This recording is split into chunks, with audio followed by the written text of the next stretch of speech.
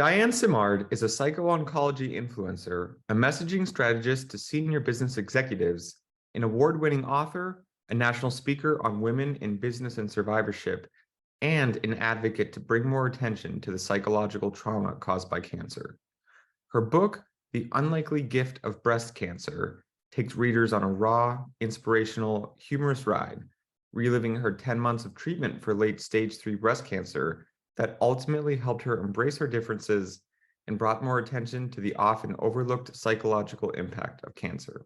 I hope you enjoy our interview. All right. Well, Diane, thank you so much for joining. I'm really excited to talk to you, and it's a pleasure having you here. So thank you. Of course, always an honor. Thank you so much for inviting me on. And before we start, I read your book last week, and it was amazing. Like your story was just, the way you wrote it was so personal and conversational, and I just love how you were able to blend, like, it was an autobiography, but it also was like motivational, like a self-help book, and just I hope everybody reads it because I loved it. So thank you. And honestly, this ended up we'll get into this, but I wrote it in memoir style for a reason. And I was trained as a journalist. And so I needed help learning how to tell a story, not report a story. But I set out to write the book that I wish that I had had available to me to read, because I had so many questions about what cancer feels like. And so I had that in mind, and that was really a driver. And so I appreciate you mentioning that, because a lot of people have told me that they feel like they really get put in to place, like they are there sitting right beside me experiencing this horrible cancer.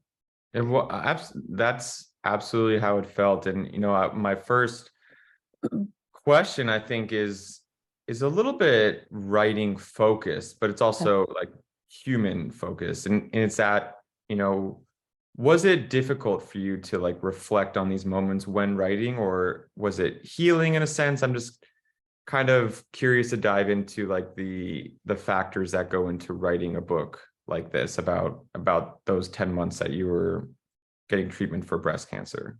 Sure. Thank you. Great question. It actually was both, but I would say it was more about healing, honestly. I was looking for a way to capture my experience and share it with the world, quite honestly, because so many people were interested in my updates. I was at the time emailing updates, and this was 2015, and I wasn't yet comfortable with social media. I mean, that was only 8 years ago. And so many people asked me to share my diary that I was keeping of this journey, because that was where I was just really pouring out my heart and expressing all of my emotions, including anger and a few joys that there were. And so the book really ended up being very cathartic and healing. And because, and this is where it gets very interesting, the timing of writing the book happened exactly a year after I experienced it.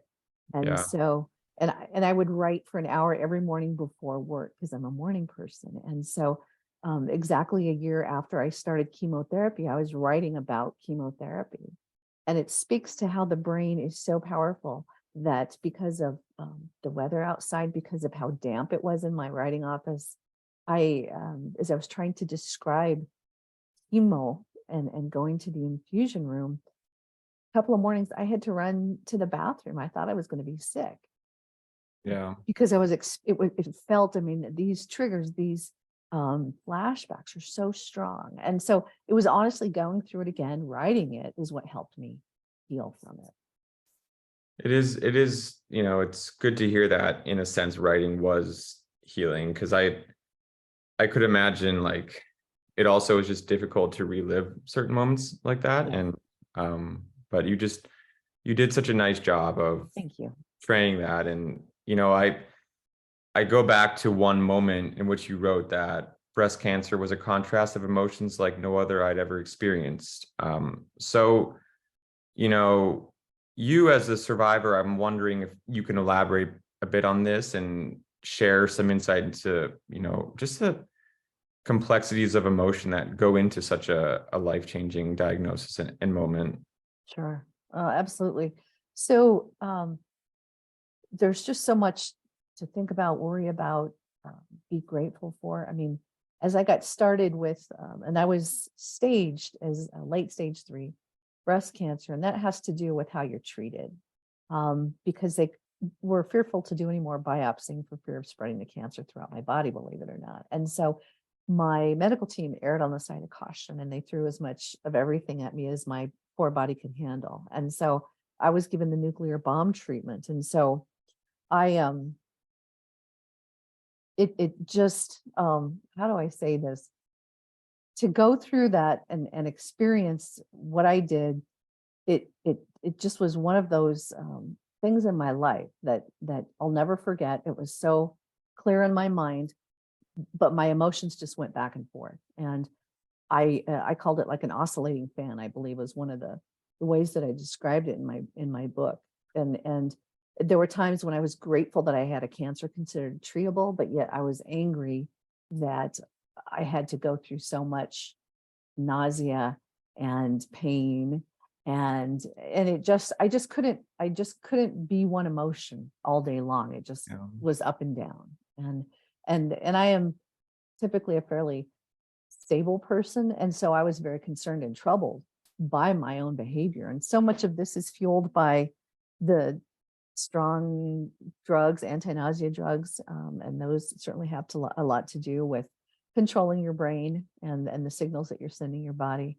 And I knew that I was not just being medicated to kill the cancer cells and the good cells, but to help me make sure that I was healthy enough to continue on with treatment. And it was just overwhelming. And what's really interesting though is throughout these like intense moments of like fear and anger and sadness, you learn so much about yourself throughout the process. And I think that's, something that is a really wonderful takeaway from the book, is just like you really learn like how strong you are and how capable you are. And just that's, something that I think readers will love and gain a lot of value from, regardless of what they're going through. Thank you. It is important. It was for me to, and I was forced to slow down, honestly. And this all happened to me at age 49. And I had never been forced to slow down before. And this absolutely did that. And so, along with all of what you're already feeling and being so heavily medicated, a lot of my past anxieties bubbled to the surface. And so it was shocking. And I thought it was paranoia. And I was in a battle with myself, quite honestly. But a lot of what I would call negative emotions or negative experiences from my past, all of a sudden they appeared in my memories, and it was hard. And I ended up facing those. I was forced to face those because I just couldn't get them out of my mind. And it was very positive because it was very, I purged and I did a lot of forgiving going through breast cancer, and who knew? And so I ended up, because I processed 49 years of emotions and sadness and fear and anger, that I emerged from this like ready to start chapter 2. And it was symbolic that I turned 50. But I was just determined that act 2 of my life was going to be, I was going to be a lot more clear with myself, clear with others. And the book and the process that led up to me writing the book was, wow, to have to go through breast cancer, to really be forced to deal with the first 49 of your years of your life was actually that part of it was healthy. And so that is why this whole focus on mental health emerged for me, and the interest, and as I always say, the intersection of mental health and cancer, because like nothing ever, facing your mortality, cancer did that for me. And what if I do die? Have I lived the life that I want? And I started to ask myself questions, and I said, no, I'm going to make a lot of changes after this. Yeah. And come back stronger and more at peace with myself, quite honestly. And that's a nice way to, I would like to start talking about like the work you're doing right now, advocating for mental health. And before we jump into that, I have one last thing. I have a question on just kind of going back to, your cancer treatment, and it's that, like, you mentioned multiple things. You mentioned that one, you were just getting the wrecking ball of like the nuclear bomb treatment physically, but then also there's this like mental warfare you're going with yourself. Uh, And what they're so incomparable, but would you say is what was more taxing, the mental struggle or just the sheer physical beatdown? Like, and I know it's hard to compare, but yeah, yeah. you know, Um, I would have to say I want to say the mental part, but honestly, it was the physical part was really hard, especially during the parts of chemo. So for breast cancer and for the stage that I had the two chemo drugs at the same time. What a cocktail that was. I had 4 infusions of adriamycin and Cytoxan, and that's the stuff that makes your hair fall out. And so it is brutal. And literally, I could hear, if you're really in tune with your body, man, I could hear like stuff happening in my digestive system. Like it felt like it was eating itself. Sorry to be so graphic, but that's what and I think I described it that way in the book. Um, and so I couldn't get past the physical discomfort. And for me, it was nausea because I have a weak stomach. And you can will your way, you can try to eat your way out of this, sleep your way out of this. There's no relief. And you just have to get through it and endure it. And so it was during those moments, rare moments when I was feeling decent. Like the other thing too is your senses, everything is so amplified. Like you're just not a little upset, you're really upset. Or you're not a little bit hungry, you're really hungry. And so everything was just amplified. And so those rare moments when no smells bothered me or no noises bothered me was when I processed some of the emotional stuff. But I had to be feeling good physically before I could go back and attack, like this epiphany that I kept having, this evolution of self-reflection and self-acceptance, and just being determined that this physical, literal purging that's happening to me, I was going to be a better, happier person. And I was going to let go of a lot of stuff that just bugged me. And to be gracious and to live free and to say, I can't fix everybody. It's not my job to heal everybody. And for the longest time, I thought it was. I really did think my place on this earth was to prop everyone else up. And it's exhausting to be that person. And I was ready to let it go. yeah. Well, that feeling of making it to the other side just had to be the most extraordinary feeling. Like what was that like, just to Yeah, finally finish line? it was fantastic. And honestly, I expected. So the last part of my treatment was radiation, and I had 33 radiation treatments. And so the official treatment plan ended December 23rd, 2015, the last time I walked out of the radiation room. And I thought at that moment I would cross this threshold, and the next day I would start to heal. Like I would be, okay, cancer treatment's done. And there's so much to this. It doesn't even start to kick in until months after you've finished treatments. And so I had to go on hormone therapy. And so this launched me chemically into menopause. And so there was so much that was delayed. And then my body started to swell from lymphedema. So I had lymph nodes taken out of my left armpit. I had lumpectomy, breast surgery. I didn't have to have a full mastectomy. That was an option, but I didn't have to do it. But there was a delayed healing. And honestly, I'd have to say it was 2 to 3 years later before like my hands stopped swelling. I could wear my wedding ring again on my left hand. And I began to wonder whether things were ever going to settle down again. And it took a lot longer. So I would have to say it was past the 5-year mark after I finished treatment that I finally thought, okay, I think everything is settled down. I think I've finally forgiven everybody. I've finally forgiven cancer. And the 5-year mark for the type of cancer I had was symbolic, because if you make it to 5 years and you've stayed on all of your hormone therapy and your medications, that's a pretty good sign that cancer, if you're lucky, your breast cancer will stay in remission. And I'm statistically speaking, anything can happen. I could get a different type of cancer, dementia, heart disease. I'm, likely to have to deal with those issues too. But it was really at that 5-year mark was when I think I really started to breathe a big sigh of relief. And then, Yeah. and then when it came to the book, so many people now are curious about what life is like during that 0 to 10-year period, quite honestly, of what is it like after you go through this and what's your life like now? Yeah. Well, I mean, I'd love to hear, like, we could talk a little bit about, I want to talk about what you're doing with Cope. But Sure. let's lead into now, like, what does life look like for Yeah. you, like right now? Just, Yeah. I'm interested to know, and like, Yeah. and others are as well. So, Thank you. Thank you so much. Well, I'm actually, I when I went through cancer and until last summer, the summer of 2022, I was working either full or part-time at a company, an aerospace company I'd actually invested in and was on the board of directors.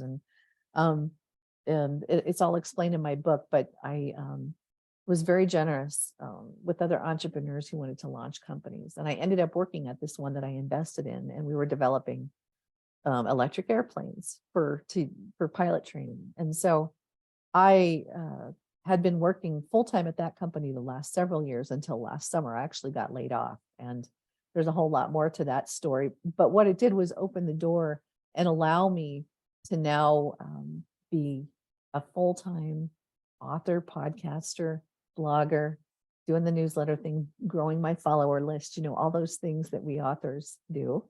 And I have 8 books that I want to write, about 3 of which I've started writing. And one of those 3 I'm going to publish this fall with BookBaby. And so, amazing. yeah. And so, there's just so much up here, so many stories. And the stories range from what happened to me after cancer, because I never want to approach what I do as though this is the way it is for everybody, because it's not. Cancer is such a unique experience, but this is what it's like for me. I'm probably the best I've ever been in terms of at peace with myself. I'm practicing better self-care than ever, because I finally have realized I have to stop trying to take care of everybody and solve their problems for them. And it just took cancer and a whole lot of other things happening to get to that point of self-acceptance and realizing apparently my messaging and the fact that I care about mental health and cancer is very important to a lot of people because many of us go through, excuse me, this traumatic experience and we face our mortality, and then we don't have a chance to really understand why this happened. Is there some reason, and we'll never really know, but it's what you make of it, right? And so now I am just encouraging anyone, just to heal forward from their traumatic experiences. And so Heal Forward is going to be in the title of my next book. It's a working title, but it's about doing something. And in this case, and we'll talk about Cope here, it is doing something that has impact, that helps others related to what your trauma triggers were. And in this case, COPE stands for the Center for Oncology Psychology Excellence, COPE. And it's actually training, in this case, clinical psychologists while they're still in graduate school, how to work with cancer patients. And that had been done at the postdoc level before I had cancer, but I was told, and I'm not that person in higher education, but this is a very popular specialty that's offered at the University of Denver now that I founded. And as of today, over 180 graduate level students have taken these COPE classes. And it's specialized training, the unique needs also and experiences that those that go through who are impacted by cancer. And it's not just the patients themselves, it's caregivers and survivors. What it's like to experience this and how this impacts you for the rest of your life. So, what went into founding it? Was it like a collaboration with you and the university? How did it start? It's so cool. And I'm very entrepreneurial by nature. And so this all started because at the end of my chemo, I was cycling into depression. And so I got after my medical oncologist. I asked her for a referral to a therapist that could help understand what it was like for, as I called myself, a female business executive who wants to believe she's in control and knows she's not, to go through breast cancer. And my oncologist said she didn't know of any therapists that specialized in working with cancer patients. And she goes, I know they exist, I just don't know of any. And I go, she goes, I know there's not many of them. And I go, you mean to tell me we have marriage and family counselors and we have sports psychologists, but we don't have cancer psychologists? She goes, calm down, they exist. And but she said, if you do find someone, they likely won't take health insurance. And so I just started asking questions and going Geraldo because I was trained as a journalist. And I just found out that, yeah, not a lot of therapists. And these are, it could be social workers, those with master's degree therapists. I mean, it's the whole gamut, psychologists, psychiatrists, but anyone who works with cancer patients, they typically don't take health insurance. And so, and not a lot of training opportunities for them. And so I just happened to know some people within the University of Denver, which is a fantastic school here in the Denver, Colorado area. And this is just what I do is I make connections. And I went in, I had just finished chemo 2 weeks before. So I'm bald and it's August and I'm having these hot flashes from hell. It was unbelievable. And I walk into a room of psychologists and I'm like, great. And I'm pleading my case like, you know, we need help here. I said, I think I am losing it. And it's really hard for me to say in front of you all, but this is like nothing I have ever experienced. And it just goes on and on and on. And I don't know if I'm ever going to recover from this. And so they had an open mind and they're like, behavioral health. Yep. In 2015, it was kind of an up and coming thing. Mental health since then is continuing to have its moment, which it should.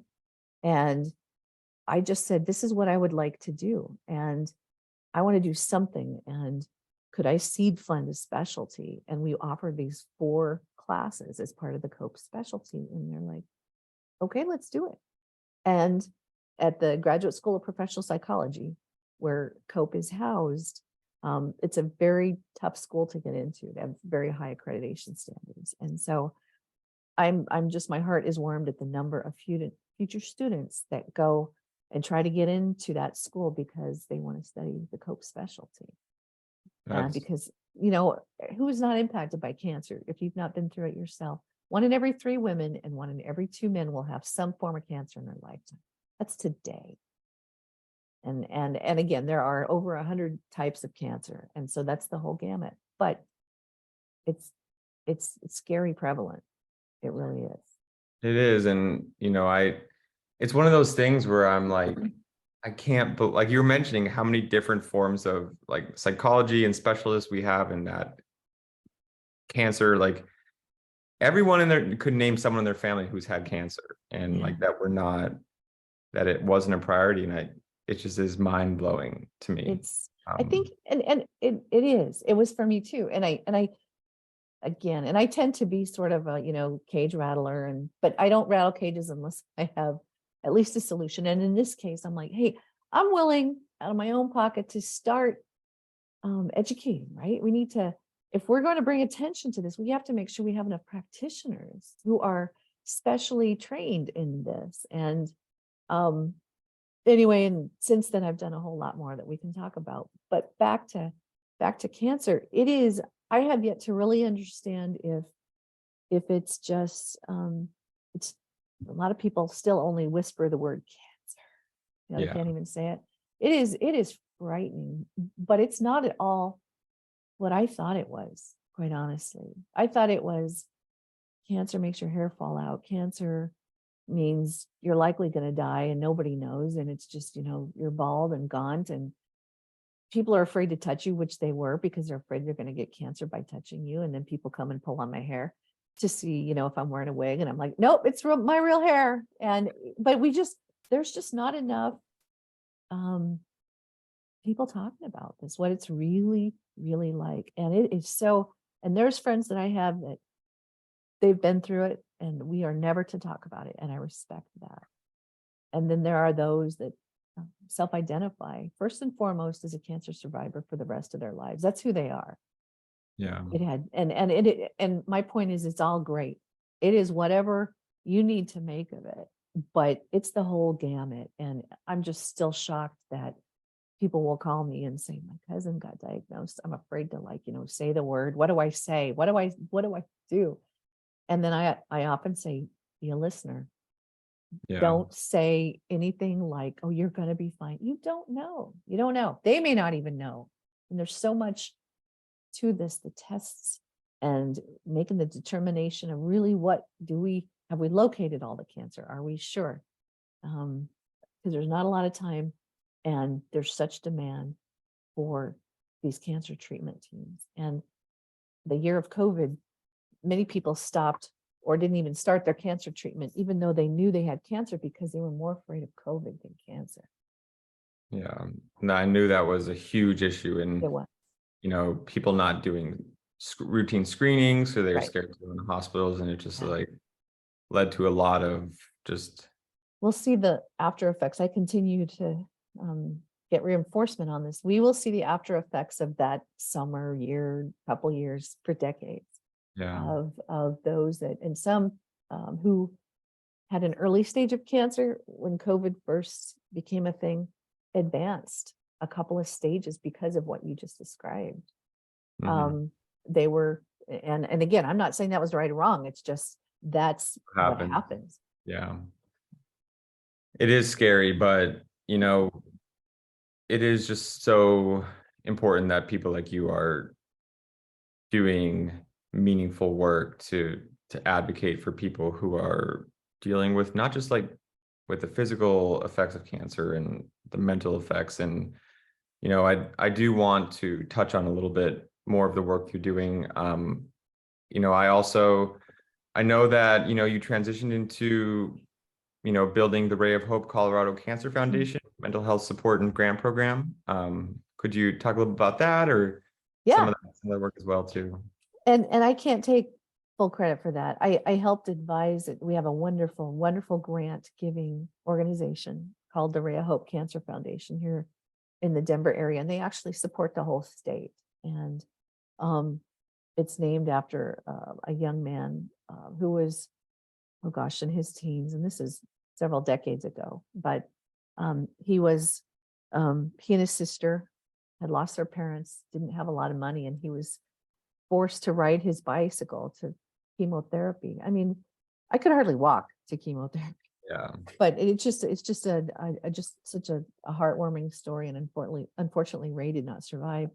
But it was his medical oncologist that endowed this foundation, this Ray of Hope Cancer Foundation. And so they give out financial grants to Coloradoans who are faced with the choice of, do we pay the rent or the mortgage and buy groceries, or do we pay for treatment? And so they provide these grants. And so I was approached, about 3 years ago, by the executive director of the foundation, and she had this brilliant idea to offer a mental therapy grant to provide access to mental health therapists, and that if you applied for and got this grant, you could have several sessions with a mental health therapist who was specially trained in working with cancer patients. And so that program launched in 2022, I believe, and they did a pilot. It was highly successful. It's ongoing, but I was there as an advisor to just talk about where to start, how to start, because with this, and it's not just higher ed or mental health or cancer. It's so important to have the data, to capture the data, and to say, we're going to offer this grant, but part of what the sponsoring organization, is going to do is to track the impact. And oftentimes, the importance of mental health therapy when it comes to cancer is to help the person receiving the therapy to remain on their medications, to continue to go to treatment, to continue to go to their checkup appointments, and to just stay focused on cancer, as opposed to just giving up or being so overwhelmed. And so they're certainly finding that having this mental health support, individualized mental health support, this is not group support, which is also fine and wonderful, but this is unique to you as a person and what's going on. What are your past traumas? Because all of that impacts your ability to heal, quite honestly. I mean that physically and psychologically when it comes to cancer. And so um, that the Ray of Hope mental therapy grant is just, I think, one of many ways that we can address this challenge of and so overlooked aspect of cancer treatment really is the mental health impact that it has on not just, again, the person going through it, but caregivers Yeah. and then to help determine what kind of a life, if you're fortunate enough to have a treatable cancer and you survive treatment, and um, you know, it is important, I think, to chart a course for life after cancer and to have support in case of things like fear of recurrence. Um, that's a big deal. And all these different types of cancers are different statistically on the likelihood of recurrence, depending on what you have. The whole cancer gene thing is a whole nother aspect of this. It's just a very complex disease. Yeah. And there is, and you probably know this, Joe, there is not one cure for cancer. I wish there was. It is not that simple. And we are certainly working to find cures for all these different types of cancers, but not to scare anybody. But one of the things that concerns me is how much like the COVID genes, cancer genes mutate and they change. And so treatments that were effective 10, 20 years ago have to adjust because the cancer, all this stuff changes too. And Yeah. oh, it is overwhelmingly complex. It is. And, I think, kind of what you touched on earlier about how like cancer brings things up from your past when it comes to your mental health. Like Yeah. I'm not a mental health professional, but like even I understand just situations of such immense stress Yeah. kind of pull things from deep within you that like you previously thought you didn't have to, deal with anymore. But when there's nothing quite like the stress of cancer for the person who's experiencing it and the people who love them. And like, it's that immense stress, I'm certain, like has to be such a catalyst for ongoing mental health concerns after even recovery. Because like you said, there are fears and anxieties that Yeah. you have to live with forever. Yeah. There's a lot that goes into treatment, like you said, and just a lot that goes into being, being a survivor. Mhm. So I just, I really, I've always been a big advocate for mental health. And, even I, before like reading your book, never thought about it specifically in that space, oncology and cancer. Mhm. And it's just been, for me, something that's been really impactful to learn about. And it's great work that you're doing to push that forward. Thank you. Well, I just returned from a breast center conference. It's the National Consortium of Breast Centers.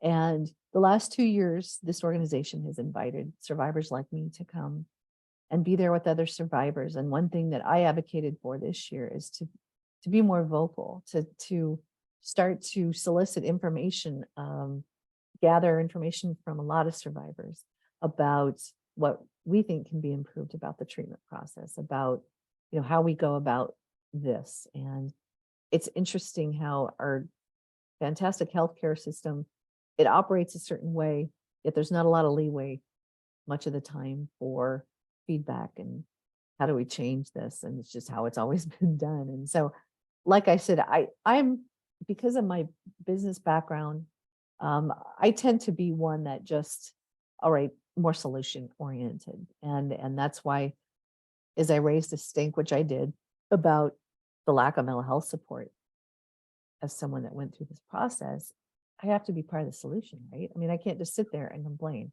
That's just my nature. And so, but it's interesting how when someone like me gets invited to speak, which I do a lot, and I'm very happy and honored to do that, quite honestly, to have a voice through my writing.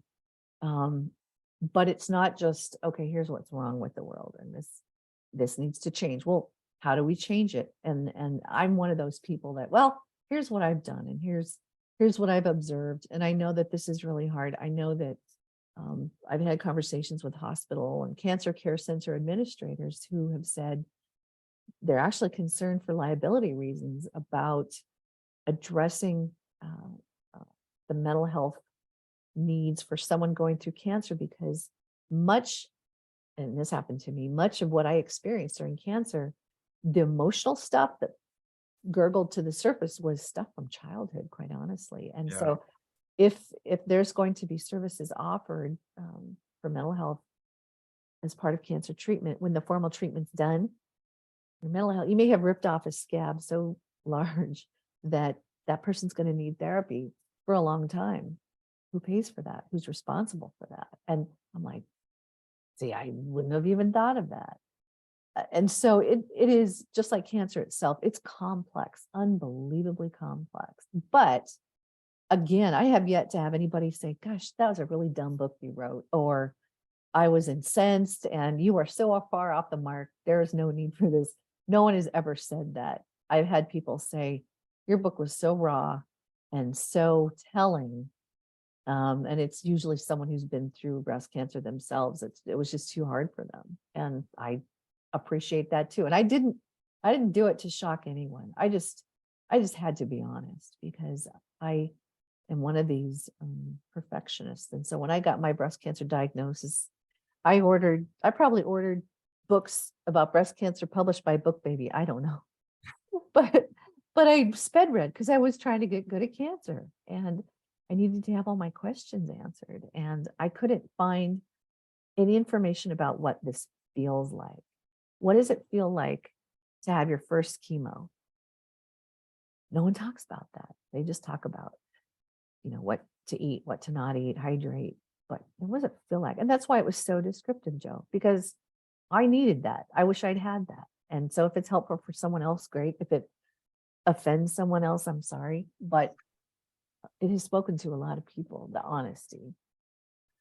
And I think, it 100% is a book that, if anybody is like feeling scared with a cancer diagnosis and unsure, it's something that I would just say absolutely, like, you have to read this book. But beyond that, I think it's also just a book for anyone to read who is facing some kind of like profound obstacle. Like, one thing I really admired about it was early on is just like having that like game on approach, like no matter like, and also showing that you're never going to be strong all the time, but if you're strong enough to keep going forward, like, you could conquer something. And I think that whether it's cancer or some other burden, it's still just like such a impactful book to read. So 100%, like, it's more than cancer, I think, is long story short. No, I have some people have called it a love story. And Yeah. because I do talk about my relationship with my fantastic husband, how supportive he is and was during that experience. And you touched on something in that people are impressed because someone like me that, whatever, whoever I am, but I put myself out there, my vulnerabilities. And I talked about, here's the dumb things I've done. Here's the stuff I regret, stupid things I did in college. And I just put it all out because I couldn't just write a book and say, oh, yeah, I thrived through my cancer. No, I had to bear all. and it really is a book about a trauma. Yeah. The trauma could have been a death, a divorce. My case, it happened to be breast cancer, but it was how all of my childhood stuff, all of my daddy-daughter stuff, how much I hate pink, and it's not just because of breast cancer. All that came into play. And it was just cancer. Breast cancer was this opportunity for this lifetime of emotion and trauma to all of a sudden just come together into this perfect storm. And I dealt with it all. And when you face your mortality, because for 3 weeks I knew I had cancer, but I didn't know if I had cancer throughout my whole body. And the most, I would say, the happiest moment was the day I got my PET scan results. And the PET scan is, what you see in the movies, it lights up like a Christmas tree. That means you have cancer throughout your body. Well, I didn't have that. I had cancer in my lymph nodes in my armpit. And that's as far, thank God, as it had spread. And so I was still given the nuclear bomb treatment, but it was considered treatable. And if I could survive treatment, which I feel like I barely did, and I'm just so grateful for that. And I just, every day is a gift. And unlikely gifts is a huge theme for me. It's like my theme for everything that I do. These shocking, horrific experiences, these traumas in your life. It's what you do with them. It's how you address them. And it's addressing them, quite honestly, whether you work with a therapist with that or write a book like I did, or whatever it is that you do, to just say, I'm going to face this, face your fears, face your traumas. And I went through all that. And that was why I titled my book, The Unlikely Gift of Breast Cancer. I What go ahead, please go ahead. what would you say throughout, the whole process of recovering to where you're at now, writing this book, would you say has been, and it doesn't have to be one thing, but just the most fulfilling aspects of this journey for you? Finding myself. Yeah. I found my voice. And because I mentioned I was an entrepreneur investing in startup companies, why did I do that? Well, it's because I was raised in central Nebraska. You help other people. And I had been part of a successful business sale, and I used part of my proceeds to help other entrepreneurs fund their companies. Who does that? I mean, I I didn't do it to make money. It's a high likelihood of failure, and there's been plenty of that, and some great successes. But honestly, I just do that because it's the right thing to do. I continued to prop up and to be there supporting whoever was leading. And I was always the number two person, but I never had my own voice. And I never felt that I needed that. I never complained. I just got really tired of their lack of gratitude, quite Yeah. honestly. People took advantage of me, and a lot of people thought I was a complete idiot. And, I have no regrets. But now that I have done something that's of my own volition, I figured this out. I launched it. I got the people together. Dealing with higher ed's no easy feat. But I mean, it's just what I do. I get stuff. I get the right people together, and we make impactful change. And so I'm that facilitator, that connector. And I guess that's what I've done my whole career. Now I'm just finally doing it for the things that I want to do. I'm not doing it to prop someone else up and make them successful, if that makes sense. And it's just so refreshing to be able Yeah. to do that.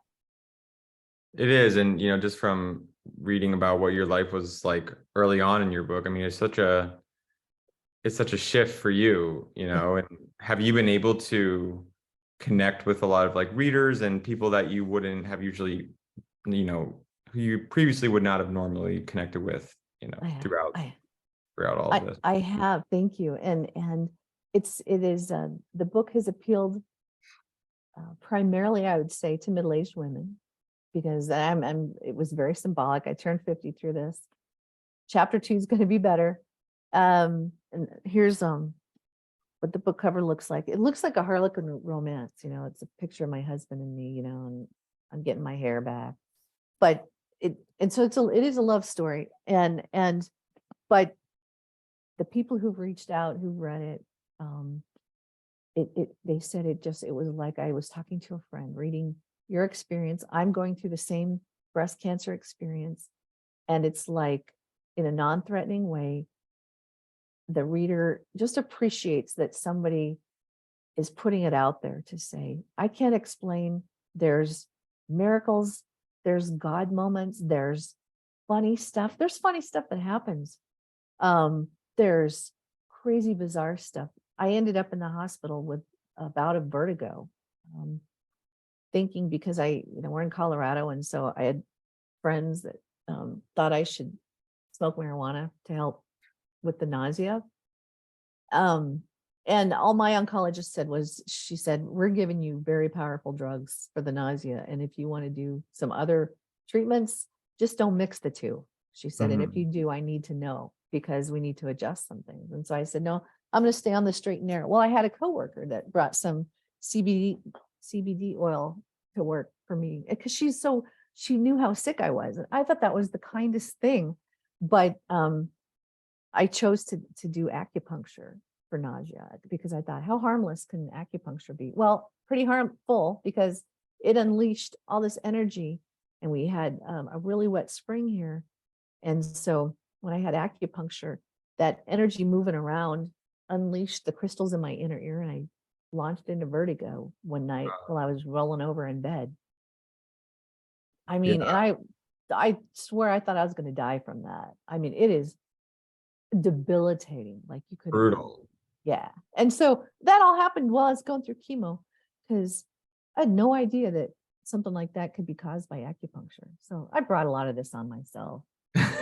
Well, I did. I mean, you think, how harmless can this be? It's holistic, it's natural, right? It's like, oh my God. And it's like, Diane, what have you done now?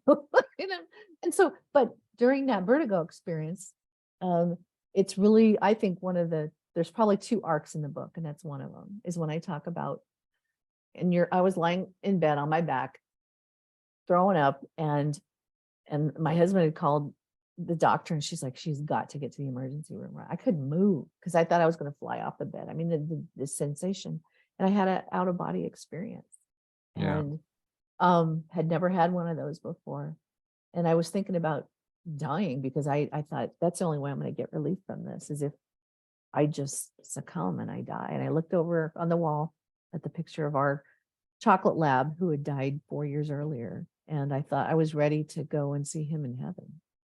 And then an angel spoke. God, this had never happened, and said, you need to capture this. You need to write a book about this. Because I'd been journaling, and a lot of our friends who were receiving my email updates were like so interested, like, God, we want to read your diary when you're done. And so that was why I wrote a book. And I can't explain it any other way. And then I had that sort of that renewed spirit.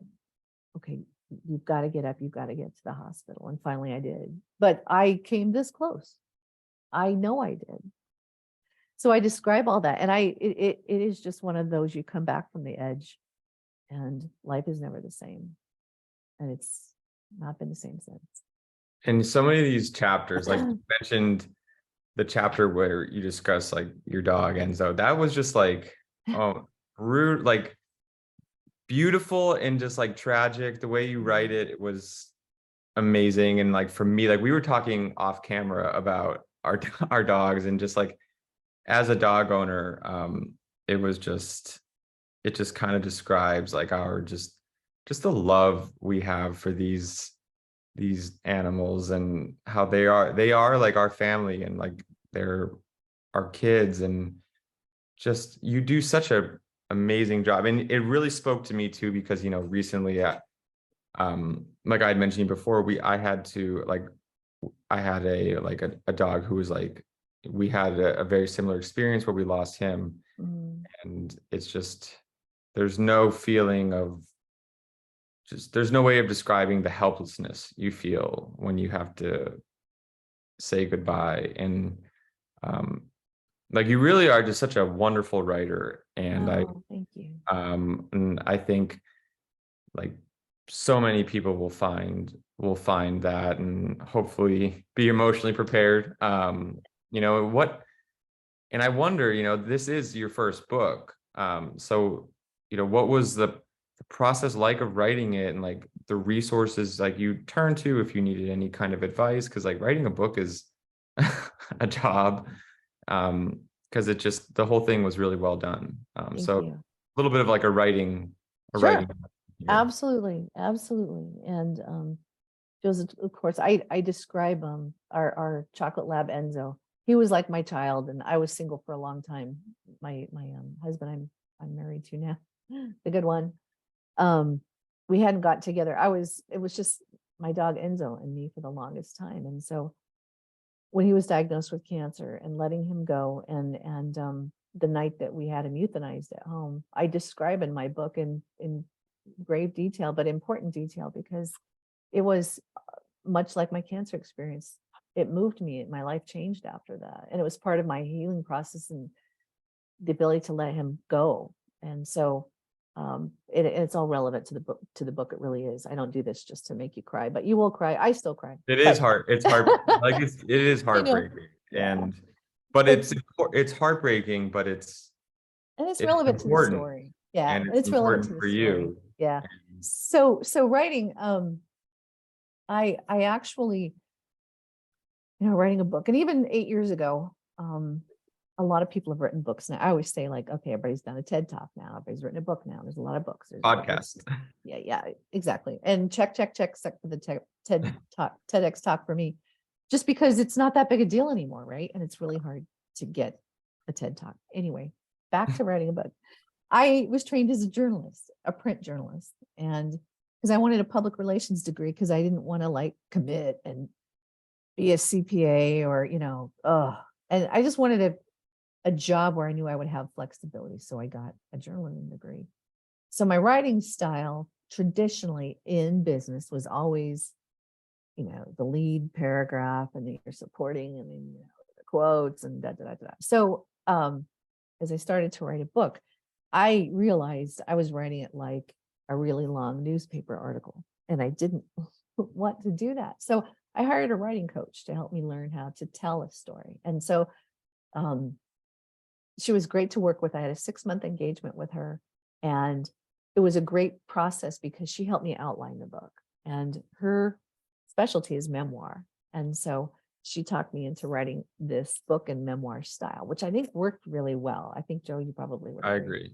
agree. It just lends itself to that, because so much of my cancer experience was influenced and impacted by stuff that had happened my whole life. And so I had to explain a lot of my life stuff along the way. And so there's like flashbacks, but it's not crazy all over the place. It just flows. And so what's great, that didn't come out right. What's great about cancer? No.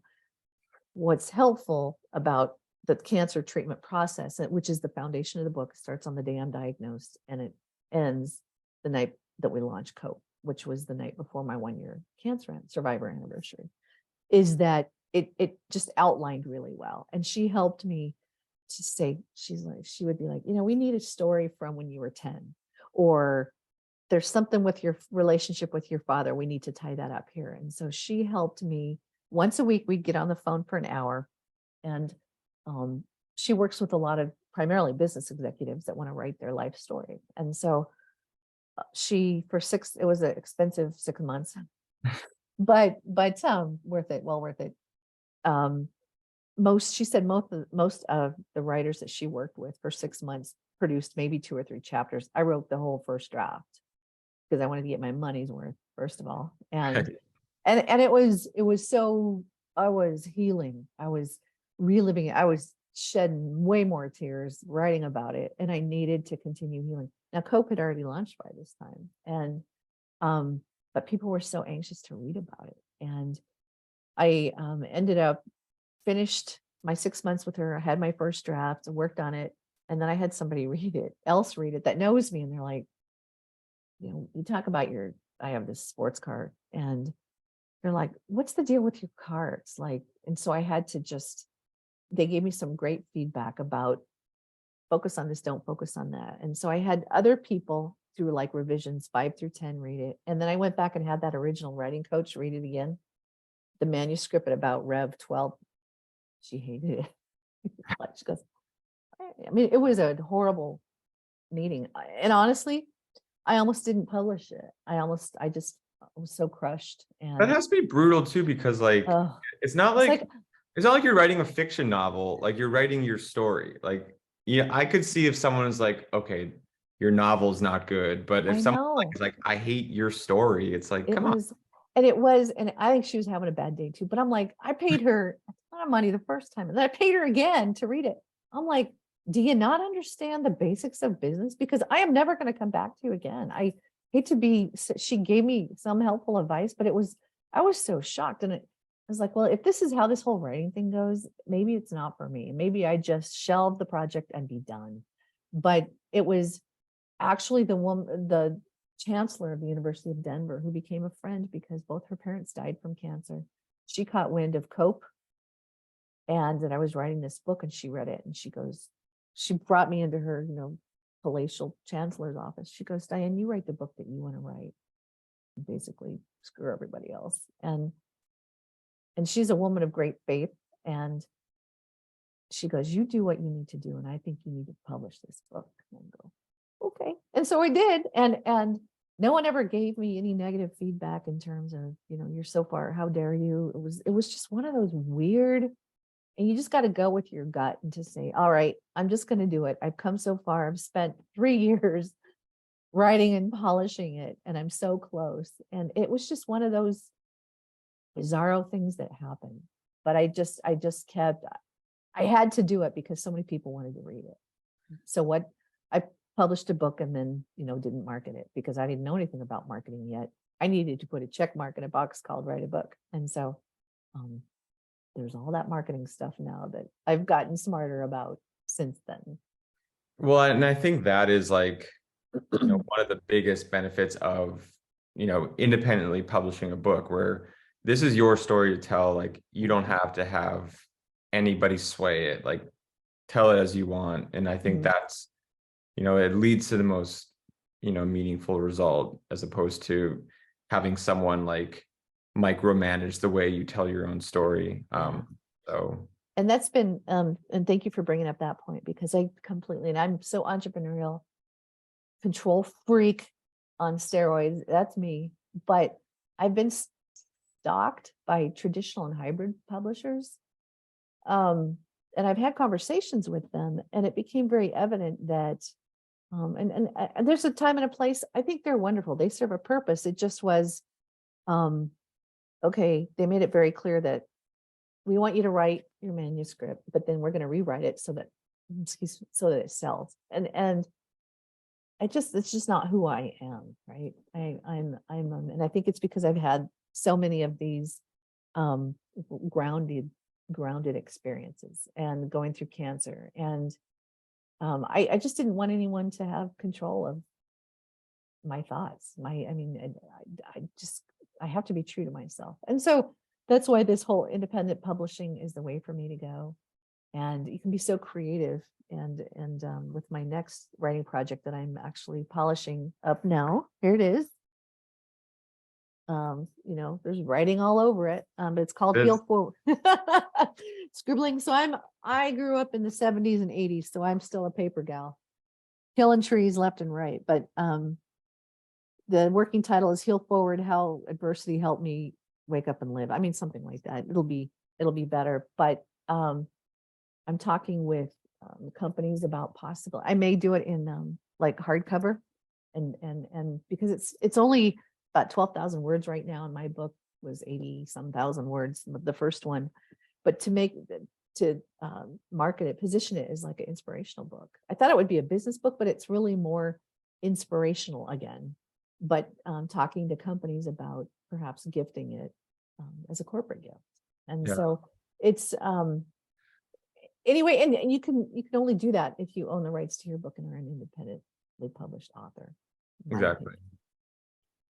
It's great. And I know there are a lot of authors like yourself as well who remain independently published for that reason. I mean, David Goggins, for example, is massive. He is still without a traditional publisher because he doesn't want anybody rewriting the story. And I think, like you said, there is a place for all different forms, but especially for people who are telling their own story, want to own it completely. It's certainly a really it's a beneficial route. And I'm really excited about your new book. This is great. And, well, new books plural, because you're so thank you. And I really did. I just wrote, here's what I want to write about. And one of them, maybe the next book after that, I'm not sure, but I've started to write it. It's a humorous book. And I have this quirky, weird sense of humor, but I've just had funny stuff happen to me. And growing up in a town of only 80 people in central Nebraska, and the characters, and I'm not going to name names or make fun just for the sake of making fun, but just stupid things that we did as kids. And then the stuff I saw in corporate America, I mean, people are not going to believe. And I always, when I got laid off last summer, one of the first things I said is, you do realize what it is I do for a living, right? So, these stories are going to get told. If you're going to treat me this way, and again, I'm not going to name names, but it's just, all I have are stories, and I have a lot of them. And these are just the funny stuff of just, and I have this knack for just observing. I'm watching stuff that no one else is watching, and I pick up on things, and there's so much up in here that I just want to get down. And I'm having a ball doing it. And writing is such a phenomenal form of self-expression, as is podcasting and all the rest. But I keep saying, and when I get asked about AI and chat bots and things, there's a time and a place for that too. It's great. It's a helpful tool, absolutely. But they didn't grow up, going to school with, 15 of your cousins and one teacher for 7 grades. I mean, there's just things that happen that people are not going to believe. And I can't wait to tell those stories. Well, I also graduated with 34 kids, See? so I can kind of understand a little bit. It was between my graduating high school class was between 30 and 35. I love it. Mine was 12. Okay. 3 boys and 9 girls, and 2 Dianes. Oh really? Wow. Yeah. We were a big class at like 35. Yeah, So that. Yeah. And what was this on the East Coast also? yeah, I grew up in Northeast Pennsylvania, Okay. like kind of coal region town, Okay. Wilkes-Barre, Scranton area. Yeah, certainly. No, there's, and anyway, I'm at this wonderful point in my life. It's time to celebrate and forgive. And if people don't get you, that's fine. You just hang out with the ones that do. I'm so past the whole trying to please everybody, and it's a great feeling. So, but I do have to plug BookBaby. BookBaby has been so supportive and offers me exactly the tools that I need, because I have a website that there's a lot going on, but just the fact that there's the bookshop page, and I can send people to that, or to Amazon or wherever. People often ask, well, I want to buy your book from the place that's going to give you the highest royalties. First of all, thank you so much. But there's just a whole lot to this, and I'm no expert, but the lot that I've learned since my first book came out, I've learned I'm going to focus on my craft and tell the best story that I can. And everyone at BookBaby has just been so great about giving me great advice and guidance, and I'm so grateful for that. Well, we're very grateful to have you as one of our authors, and I'm grateful to have this opportunity to speak with you. And I really just want to thank you for your time. It is really an honor. You're just doing such remarkable work, and I want to say thank you. And of course, if you want to, thank you for saying kind words about us. If you want to plug the work you're doing, like you said, you have a website, podcast, whatever, please share. So yes, that's the last thing I have for you. No, of course, I'm so grateful for that. So my website is DianeMSimard.com. And I have a right now it's a monthly podcast, and it's called the Unlikely Gifts Podcast, and that seems to be available just about everywhere. The first few podcasts have been a lot of my stories that I've blogged about, but in May of this year, I'll be launching a series of 10 special podcasts called the Special Edition Monday Afternoon Club with Diane and Amy, because my good friend Amy Fairchild, who's a fellow podcaster and entertainer, is going to co-host with me, and we're going to there's 10 chapters in my next book about healing forward. These 10 chapters, one per chapter, is each of my 10 life principles that I've now defined. And so we're going to talk about a life principle per chapter under the premise of Monday Afternoon Club, which usually involves drinking. But we're going to, it's just, you get the two of us together, and I don't even know. It's just like magic. We have so much fun together. So I'm experimenting, taking some twists and turns, but I have a monthly blog and newsletter. You can go to my website, DianeMSimard.com, and sign up for that. Love to have you. And then, look for my next book. And I would be honored. The Unlikely Gift of Breast Cancer was named one of the best breast cancer books of all time.